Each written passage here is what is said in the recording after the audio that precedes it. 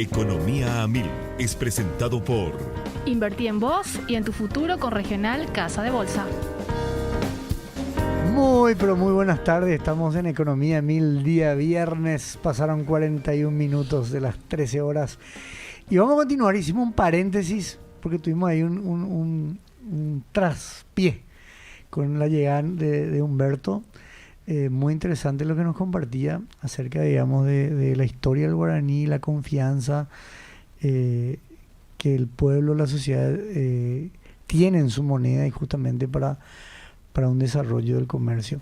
Pero bueno, Lari, estábamos con ¿Por qué fracasan las naciones? Libro de dos economistas que le llevó muchísimo tiempo escribir, un libro que en el 2012 puedo decir que ha sido cabecera de grandes economistas, grandes políticos que uno ve que siempre lo están citando. ¿Por qué este libro se hizo tan famoso, tan conocido y podemos decir que es tan importante para la economía? Antes yo quiero hacer una introducción de el por qué este bloque, que justamente fue soñado y desarrollado por Alfredo Pereira. A ver, wow. Desde ya hace algunos meses, ¿verdad? Porque la literatura científica, económica en general, tiene, opino yo particularmente, el poder de representar un quiebre histórico o de poder incentivar la profundización de los paradigmas. ¿Y qué es lo que significa esto? Existieron obras a lo largo de la humanidad contemporánea, como La riqueza de las naciones de Adam Smith, que fueron un quiebre estructural. Nace la ciencia económica a partir de eso. Pero como los grandes clásicos también dejaron sentadas muchas normas y teorías, lo que de verdad en los últimos años y en las últimas décadas se estuvo haciendo fue profundizar esos paradigmas o actualizar las teorías en base a lo que va sucediendo con la historia de los países. Entonces, por ejemplo, existen clásicos más contemporáneos como El Capital del siglo XXI de Thomas Piketty, que seguramente alguien vendrá a desarrollarlo. Ese discutimos algo con José Tello. Exactamente. Sí, no es un libro, pero sí unas cuestiones muy interesantes ahí. Porque justamente resurge toda esa discusión acerca de la política fiscal y el desarrollo. Y en este caso específico, el por qué fracasan los países de los profesores Acemoglu y Robinson, que están entre el MIT, Harvard y Chicago, lo que intentan preguntar, según ellos mismos en una entrevista reciente, es ¿por qué algunas naciones tienen más éxito que otras? Y en una de esas entrevistas justamente cuentan ellos que el nombre final fue más por una cuestión de marketing, porque era más atractivo contar por qué algunas naciones o varias fracasaban antes que decir por qué algunas otras también tienen éxito, ¿verdad? Entonces, durante esos 15 años que se demoraron en tener que redactar, ambos dieron clases en Colombia, fueron a hacer trabajos de consultoría en el África, entre Congo, Nigeria, Sierra Leona, estuvieron en Bolivia. El profesor Acemoglu también orientó una tesis sobre el Perú. Entonces hay una recopilación muy interesante sobre varios países para mostrar cómo, si bien el objetivo principal de la discusión es analizar qué son las instituciones extractivas y qué son las instituciones inclusivas, cada país tiene su propia historia. Y por eso es tan importante también, particularmente creo yo, por eso intentar entender lo máximo que se pueda el país y la coyuntura que se está entendiendo, porque las instituciones difieren también, entonces no existe una misma receta para todos. Cada país tiene que encontrar su propio camino. Y ante la pregunta de por qué fracasan los países, una de las respuestas que ellos dan es porque el proceso político genera instituciones económicas que no crean incentivos adecuados u oportunidades.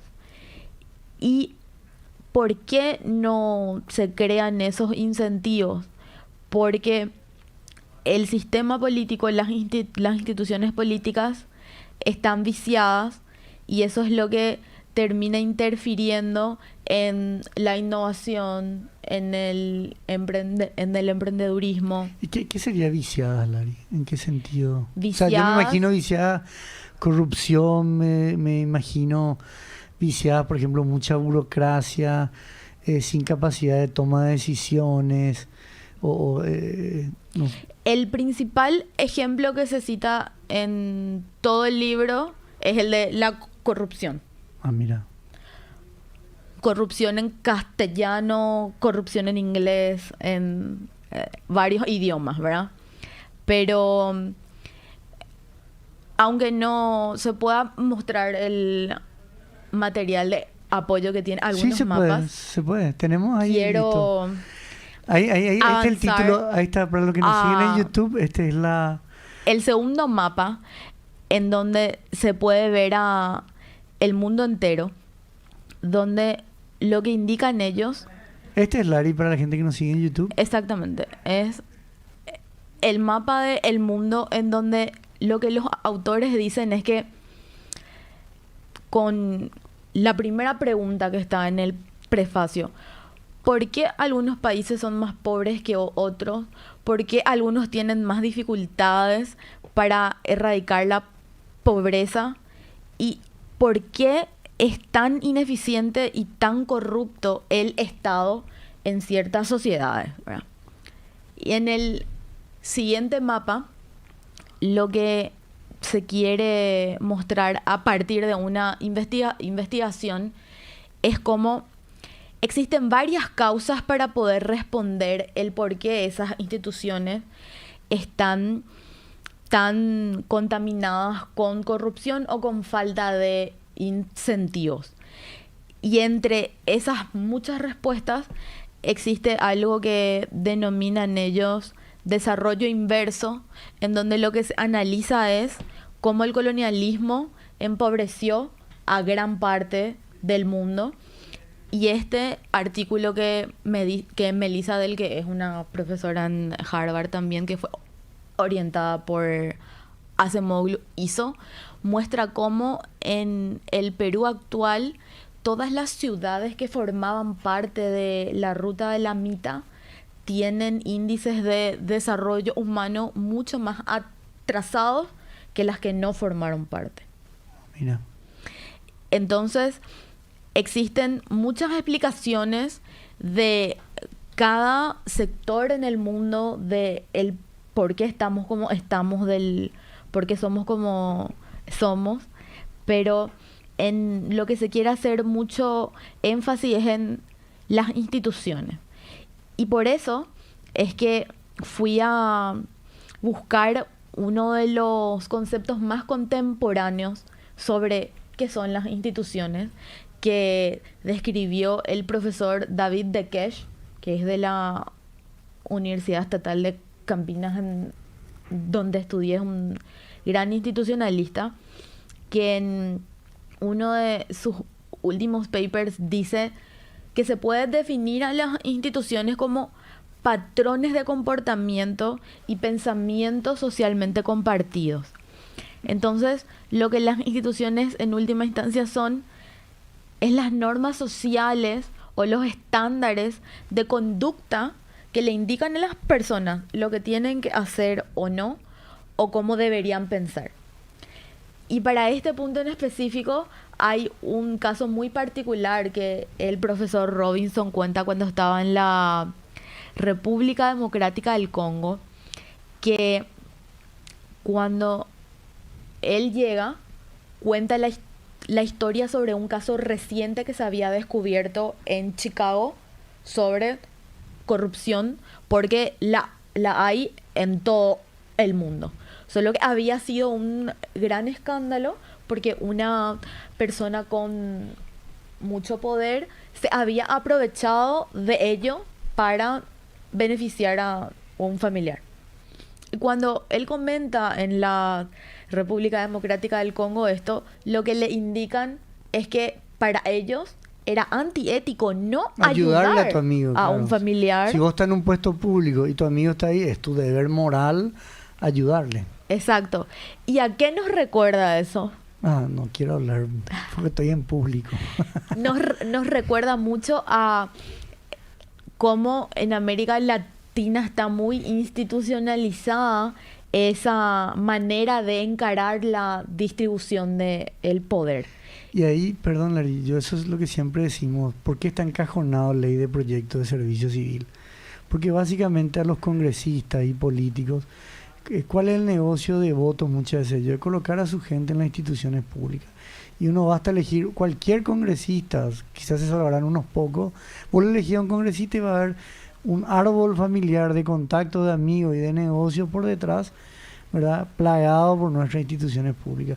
En el momento que entre la ley de servicio civil, ¿verdad? Donde imponga una carrera, donde ponga límites, muchas cosas en este país va a cambiar, porque ellos van a tener que ser reelegidos por el buen servicio que hagan y no por el tráfico de influencia implícita que están haciendo todo el tiempo. Claro.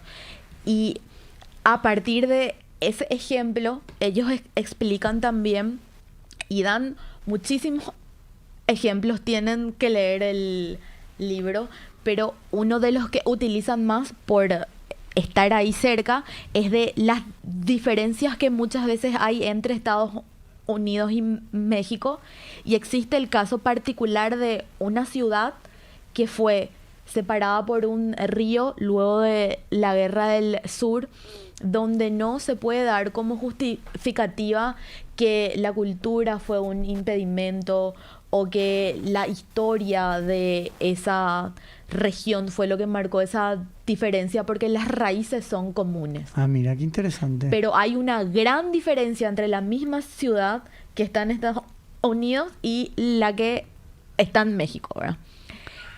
Entonces, por eso es que indican ellos como el incentivo a saber que podría llegar a existir el mérito en hacer una carrera a partir de poder formarse y poder trabajar es lo que determina también mayores decisiones o de inversión o de hacer carrera en el sector público, como estás comentando vos, en base a la ascensión por los méritos y no por los beneficios de estas instituciones que tienen concentración de poder.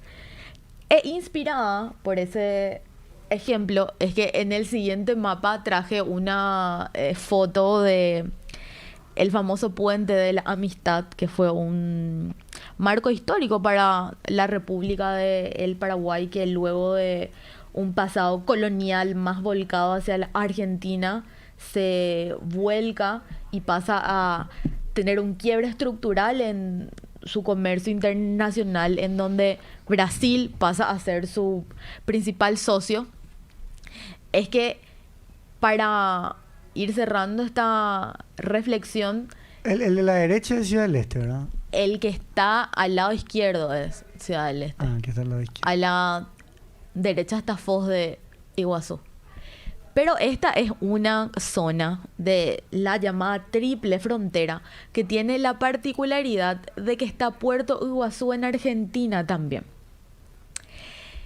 Y que tiene la posibilidad de poder mostrarnos in situ cuáles son las diferencias que pueden llegar a haber en base a los incentivos que las instituciones tienen. Por la cercanía geográfica es bastante fácil poder almorzar en Ciudad del Este, ir a comer el postre en Puerto Iguazú y terminar en Foz para el aperitivo, y ver cómo 3 ciudades que están colindantes y tienen inclusive mucho de cultura y de intercambio laboral en común, tienen desarrollos tanto urbanos como sociales completamente diferentes. ¿verdad? Porque los incentivos son diferentes y las instituciones son diferentes. Entonces, en nuestra última lámina Qué está interesante la línea. una frase que me gusta mucho, que está entre las conclusiones, que dice que la planificación anticipada facilita el éxito económico de las naciones y que la mayoría de los países más prósperos y económicamente estables del mundo tomaron decisiones tempranas. Y traigo esa frase y esa reflexión con la foto de la central hidroeléctrica de la Itaipú, porque el Paraguay está en un momento histórico donde aún se cuenta con excedente hidroeléctrico, pero que también tiene fecha para que todo ese excedente pueda ser utilizado internamente. Entonces es el momento también en el que nos tenemos que preguntar qué instituciones tenemos, cómo las podemos modificar o mejorar para el bien común y qué es lo que queremos en base a lo que vamos a planificar ser como país también. Y que ahí es lo que también yo siempre digo, ¿verdad? Qué distinto es, porque uno ve las proyecciones y los números en eso, muy bueno todo lo que hace la ANDE, ¿verdad? Pero siendo ellos o la institución, digamos, encargada por detrás de prácticamente de todo el paquete de energía y con algunos puntos de excepción, de distribución, comercialización, etcétera, y no te están ofreciendo ninguna alternativa. O sea, no hay una discusión hoy en el entramado público, ¿verdad?, de lo que está pasando. Y si, corregime, Lari, ¿cuándo es el vencimiento? ¿2029, 2028? Según ANDE y el Viceministerio de Minas y Energía, para el 2030, el Paraguay va a utilizar todo lo que se generan sus hidroeléctricas. Y creo que es, como decía, el momento donde por lo menos las instituciones públicas tienen que poner el marco para que el sector privado también pueda empezar a pensar, digamos, o a involucrarse también de tal manera de ver qué es lo que va a pasar y qué vamos a hacer, ¿verdad? Y no estar, digamos, llegando al 2030 y con una situación muy parecida o similar a lo que está viviendo Europa hoy. Exactamente. Muchas gracias, Larisa. Entonces, ¿recomendás que se lea este libro? ¿Cuántas páginas tiene el libro? ¿Ah? ¿Cuántas páginas tiene? ¿Cuántas páginas tiene? Depende de cuál es la versión y depende también de si es que lo compran en inglés o en castellano. Siempre es recomendable el original. Tiene 482 páginas. Pero es de rápida lectura. No es tan técnica. No es tan técnico. Es un libro de economía para no economistas, o sea, que va contando historias, que es lo que pasó en América Latina, en el África, en Europa, en Asia. Entonces puede leerlo y entenderlo cualquiera. Y creo que la lectura es una de las esperanzas que tenemos para cambiar las instituciones, ¿no? Muy bien, Pope. Y la educación. Y sí. Estaba con nosotros la economista senior de la consultora, Larisa Barbosa. Gracias, Lari, por traernos algo tan interesante. Pope. Y bueno, nos despedimos. Dios mediante, estamos nuevamente el lunes y saludamos a toda la audiencia y les deseamos un muy buen fin de semana.